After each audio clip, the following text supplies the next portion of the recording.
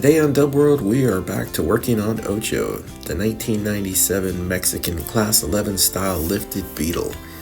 We're going to be replacing the turn signal switch today. It's an easy job. If you want to follow along, sit back and let's go. It actually came in broken. Some of the plastic, I super glued it together. Shouldn't affect the workability of it. And the company gave it to me for free because it was broken. They said no need to send it back, so that worked out nice. Anyways, on this car, and any of the Volkswagens, you got to pop off your center horn button, which I already did. Unplug it. Really important, make sure you pull forward and you stop at a point where the steering wheel is centered before you take it off. This one here on this particular year is using a 24 millimeter socket. What I do when I take off the wheel, I hold it with my legs and get it off, and most of the time they'll just pop off. But there are two things that we need to do here. These are the screws to hold in the switch. However, we've got to take off this cover. Makes it a little more difficult because the AC component is in the way here. But there's two Phillips screws on here. Take off the bottom cover. Then you've got access to the connectors for the wiring. You've got to do that. Once you got your two screws off of the cover, normally it would just pop down, but because the AC's here, we just have to pry it down and try to slip it out of the way and hopefully not break it. It's already broken here. So you can see how this cover goes together.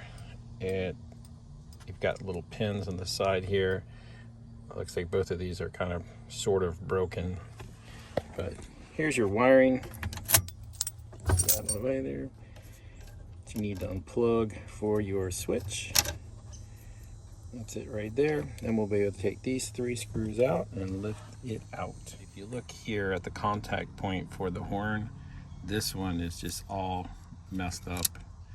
It's kind of worn off, and somebody hammered on this at one point, so I figured let's do it right and make it work better. Now this switch does have these pins here and they snap in.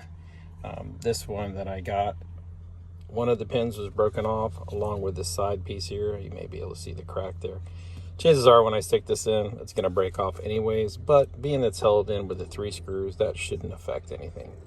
So simply just going to push this back in here, snap it in place, and put in the screws. This is your light when you do your brights, and there's a little hook right there. So when you put this in, you need to make sure that you hook the switch around that edge. You can see it. I'm sorry, it's so bright I can't see there. Otherwise, your high beams are not going to work. Money back. This piece that I glued back on, of course, fell off, but the side piece still looks okay.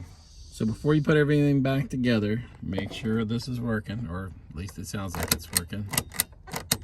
So once you get your steering wheel back on, you want to tighten it the same way. Again, I hold it with my legs, tighten it on, and then reattach your horn wire.